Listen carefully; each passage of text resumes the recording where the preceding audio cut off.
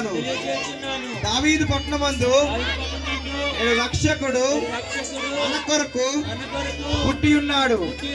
ఈయనే ప్రభు అయిన క్రీస్తు. హల్లెలూయా, హల్లెలూయా, హల్లెలూయా. సర్వోన్నతమైన స్థలములలో దేవునికి మహిమయు ఆయనకి ఇష్టలైన మనుషులకు భూమి మీద సమాధానం కలుగును గాక. ఆమేన్, ఆమేన్, ఆమేన్. మేరీ